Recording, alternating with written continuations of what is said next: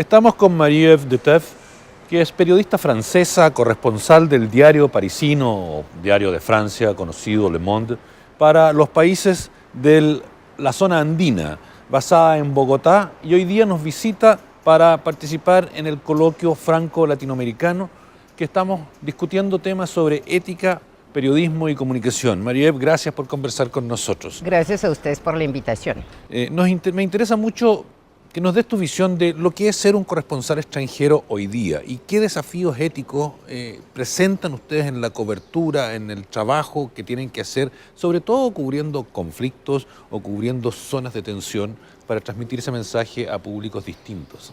Dentro de todas las maneras de practicar el periodismo, yo creo que efectivamente el oficio de corresponsal extranjero tiene sus particularidades. Fundamentalmente, el oficio básico del periodista es informar sobre los hechos que ocurren y yo creo, más allá de solamente dar el hecho, hacerlos entendibles, o sea, cohesionar, digamos, la realidad para que el lector allá del otro lado del mundo entienda.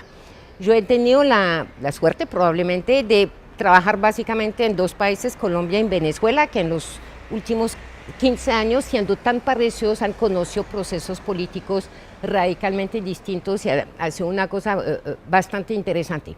Un privilegio también, un privilegio general probablemente el corresponsal extranjero es que uno puede tratar de muchos temas distintos. Yo hablo obviamente en Colombia, muchos de mis artículos tienen que ver sobre el conflicto armado, pero también puedo hablar de teatro o de Shakira o de economía o de inversiones extranjeras y uno tiene que ser un poco multitarea. Lo mismo para Venezuela. Un privilegio posiblemente, eso tiene que ver con la zona que a mí me ha tocado. Yo trabajo muy lejos, diría yo, del debate público francés. Eso depende de la zona. El Medio Oriente en Francia es casi tema de política nacional y cualquier cosa que uno escriba sobre Palestina o Israel va a despertar un gran debate. Yo sobre Venezuela, sobre Colombia, yo relativamente tranquila. La presión, digamos, de la opinión es mucho más opacada, ¿no?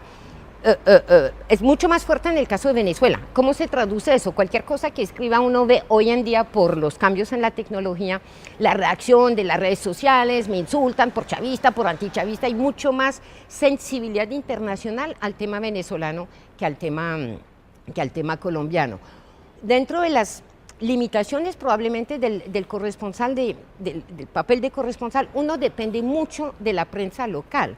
Es que aquí un medio nacional o allá igual, o incluso las agencias de prensa, AFP, van a tener 15 periodistas, uno que cubre gobierno y uno que cubre... Sí, yo tengo que estar pendiente de todo y no me puedo mover, o sea que yo voy a depender mucho de lo que están diciendo mis colegas y eso obliga a una desconfianza mayor a la que debe ser la desconfianza de todos los periodistas, de ser que buena parte de la información que me llega va a estar media. Retos del corresponsal extranjero, pues retos de todos los periodismos. ¿Qué pasa con esas nuevas tecnologías? ¿Qué es ser periodista en el momento en que por internet todo el mundo se puede informar? En el momento en que si hay marchas en Venezuela van a llegar 10.000 versiones de esas marchas a los lectores en Francia.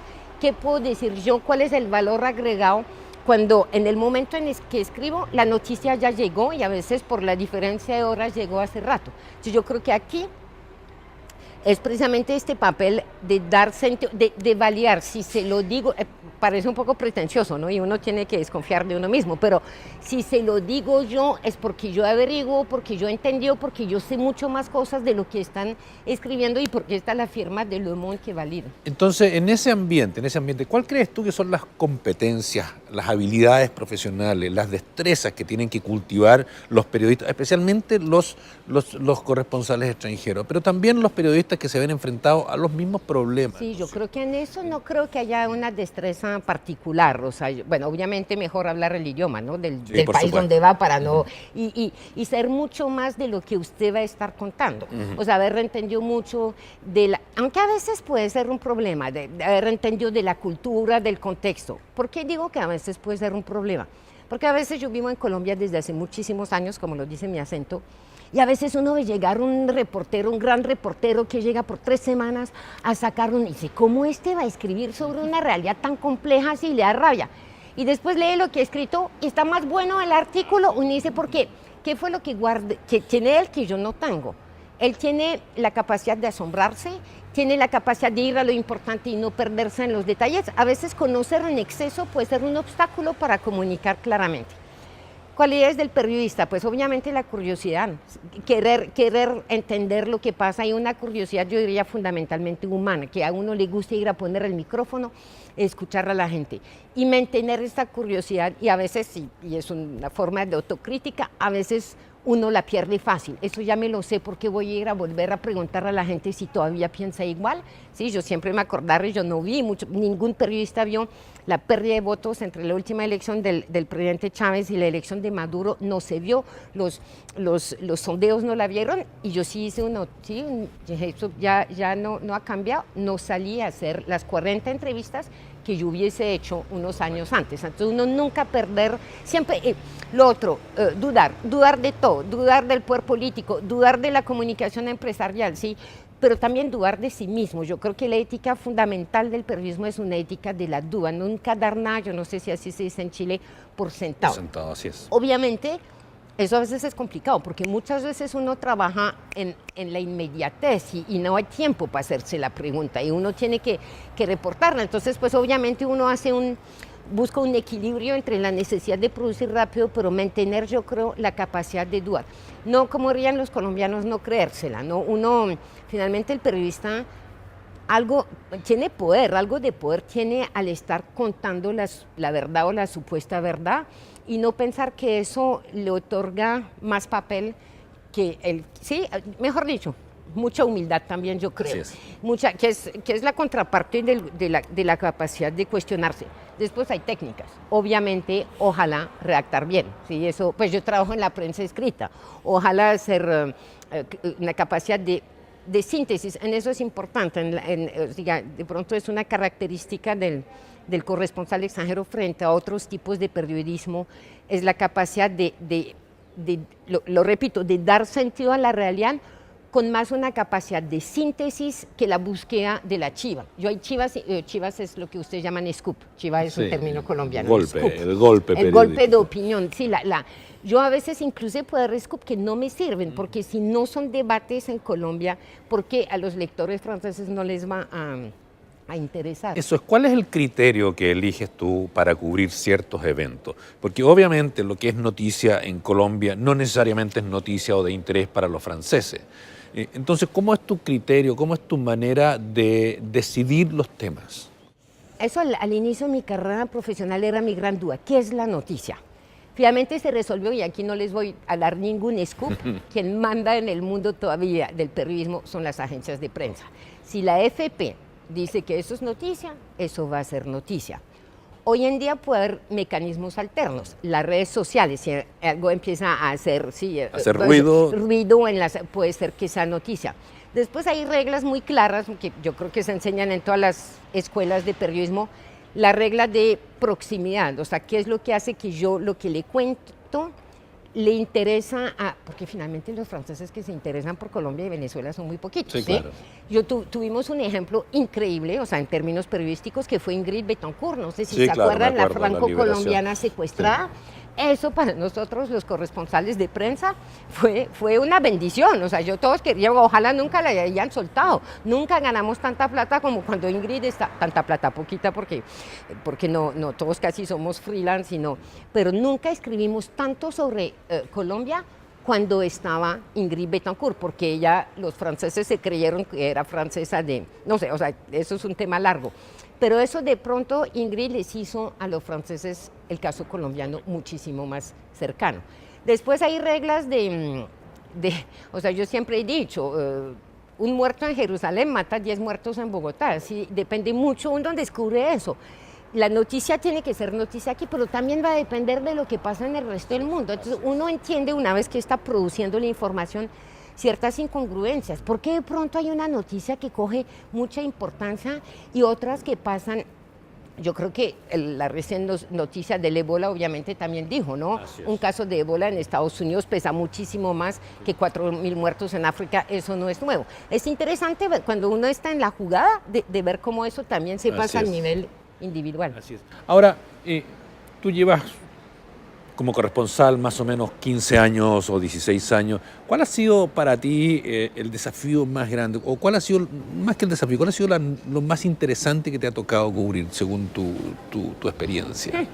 Aquí me han tocado dos países, tres, con Ecuador en la época en que Ecuador tumbaba un presidente cada 6 meses, Sí, ya, no, claro. ya se volvieron muy serios.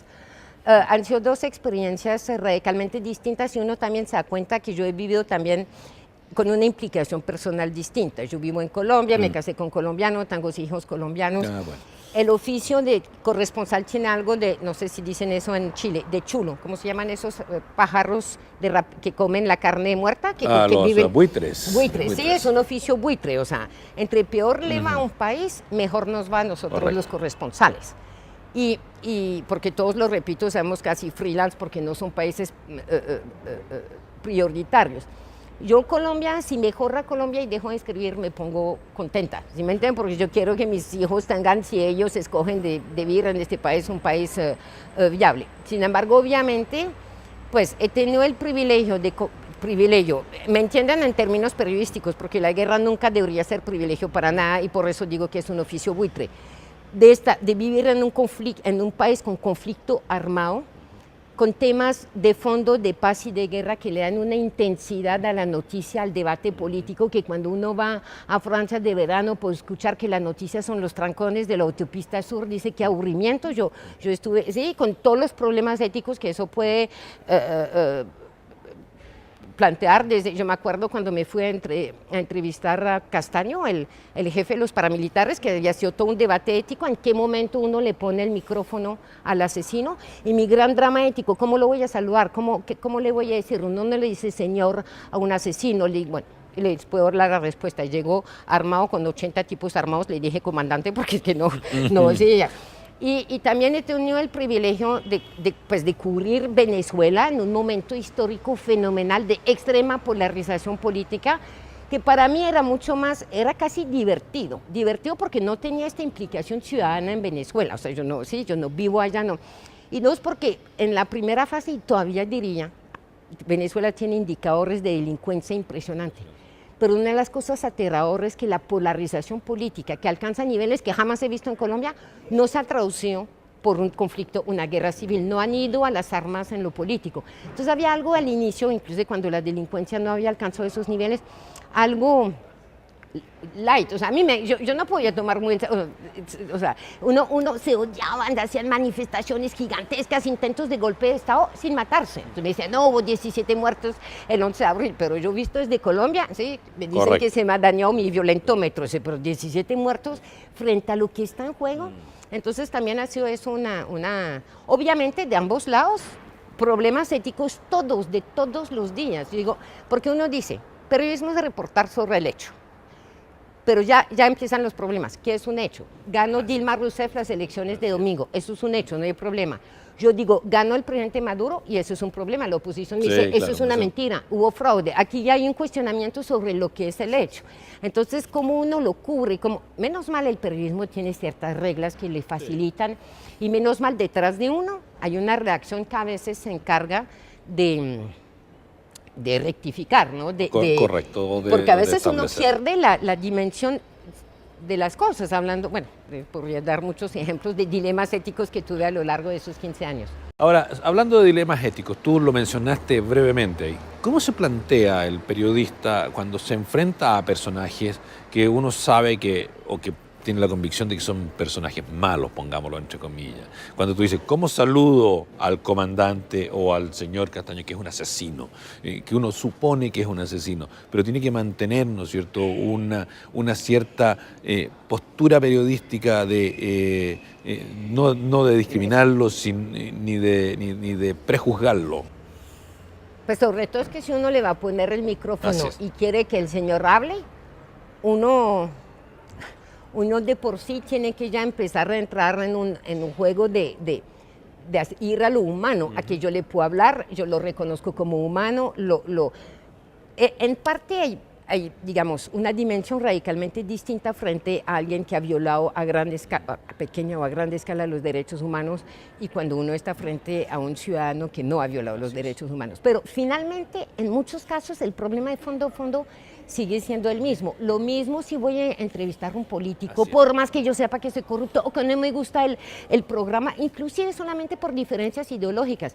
Si yo llego, yo voy a decir buenos días, ministro, sí, Así y es, ministro, así es. o sea, uno tiene que ser amable con el Equilibrado, ministro, con el igual. campesino y con el asesino, o sea, uno tiene que tocarle el lado humano, lo cual puede ser muy desestabilizante para uno, porque si uno se dirige al humano, finalmente uno se da cuenta que es humano. O sea, eso a mí, de las cosas que siempre me desvelan después, entrevistar a guerrilleros desmovilizados, a paramilitares que han sido capaces de cometer crímenes sin que realmente alcanzan niveles de, y que finalmente cuando uno les habla, pues empieza a coger sí, el espacio, su humanidad, a ocupar todo Se empieza a conocer su humanidad, se empieza eso, uno a conocer con la persona. todo el ¿no? riesgo de dejarse Involucrar un poco. involucrar o seducir por esta Así es. humanidad.